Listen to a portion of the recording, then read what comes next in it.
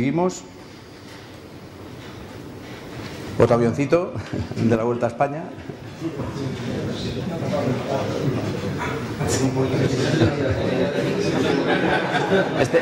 Este chico debe haber venido a la charla, pero no ha venido, es de Valladolid. Luego, experiencia. Pues las horas que estamos volando. Conozco muchos casos de gente que la experiencia va en su contra. Son los que se suele llamar en la aviación profesional pilotos maleados. Gente que tienen mucha afición, un muy mal entrenamiento, una actitud aeronáutica mala, vuelan mucho pero no van puliendo sus defectos, entre otras cosas porque nadie se los dice, y al final el hecho de tener experiencia va en su contra, porque no hay forma de enderezarlo. Yo tengo la experiencia con más de uno. Entonces, la experiencia es buena si hemos tenido un buen entrenamiento, si tenemos una buena actitud, pero de verdad que hay gente con cantidad de horas de vuelo que tienen una mentalidad nefasta y llega a ser peligrosa.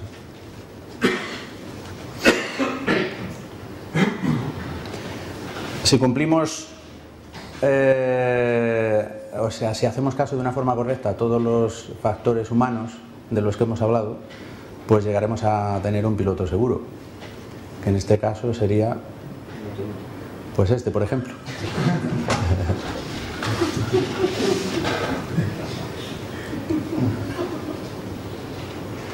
Y ahora ya pasamos al que me quiera preguntar cosas. Como veis, mi charla es cortita porque es muy simple. Se trata de repetir lo que sé que Antonio, aunque no ha estado, ya lo ha dicho, Fernando también.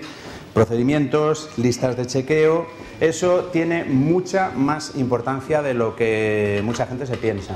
Si así no fuera, os juro que yo llevo ya volando más de 20 años y todos los años tengo que aguantar a un instructor mío que me da caña y me está repitiendo todo el día lo mismo. Entonces, decir, joder, pero si esto ya lo sé, bueno, pues nos lo siguen diciendo y nos lo siguen diciendo en los cursos de refresco, en los cursos de entrenamiento, en los simuladores, en el propio simulador también. Y nosotros vemos porque nos aprietan las tuercas, nos someten a muchísima presión y en situaciones de presión pues es cuando los despistes afloran muchísimo, pero muchísimo. ¿Un piloto deportivo tiene menos presión? Sí, tiene menos presión, pero a veces también la tiene. O sea, te llevas un avión, te vas de un viaje de A a B, estás en B y resulta que tienes que volver al punto de origen, la meteo se pone mala y al día siguiente tienes que trabajar. Yo ya sé de más de un accidente que ha tenido lugar en esas circunstancias, que tengo que trabajar, que cómo voy a dejar aquí el avión tirado, volverme en coche, no tengo coche, tengo que cogerme un medio de transporte público, en fin, todo eso presiona muchísimo, pero muchísimo. Entonces, también hay presión en la aviación deportiva. Las exhibiciones, la gente en concentraciones, en exhibiciones, pues se quiere lucir un poco más de la cuenta y entonces ahí vigila. Quiero decir, su vigilancia baja. Yo vi matarse a un padre y un hijo en una exhibición en Valladolid porque hicieron una caída de ala. Les había visto en el campo donde vuelan, yo les había visto muchas veces hacer caídas de alas, pero muy alto. Ese día tenían pensado volar alto, a la altura a la que ellos lo practicaban siempre.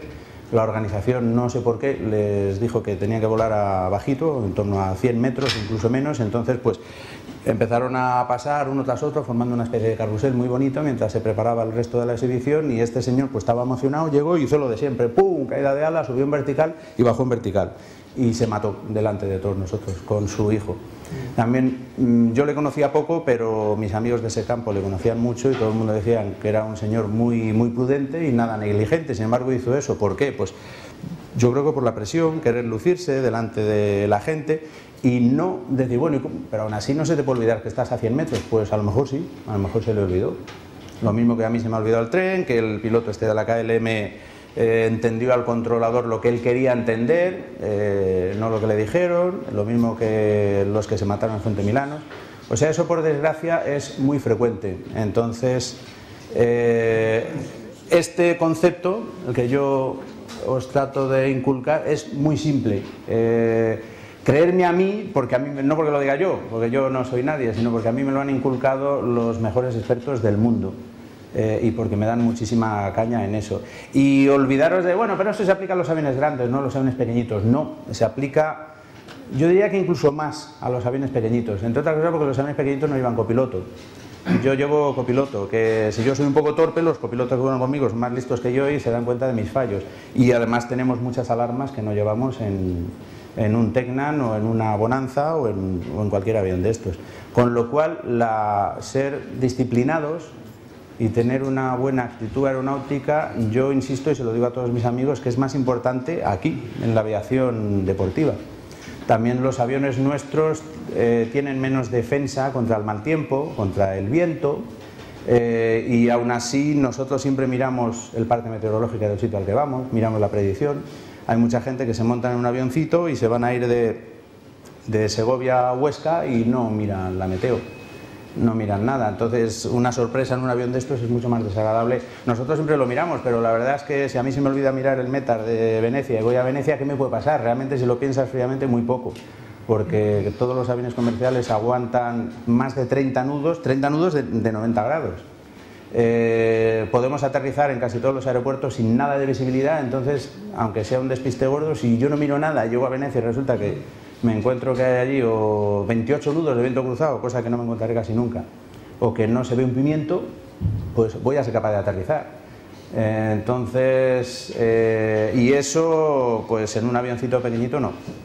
Si te vas a Cataluña y allá hay un vendaval porque hay unos vientos increíbles y no puedes aterrizar en Vendrell, pues a lo mejor tampoco puedes aterrizar en el sitio que esté a 50 kilómetros y acabas aterrizando en un prado o contra un pino, que en ese caso lo mejor que puede pasar es que solo se rompa el avión.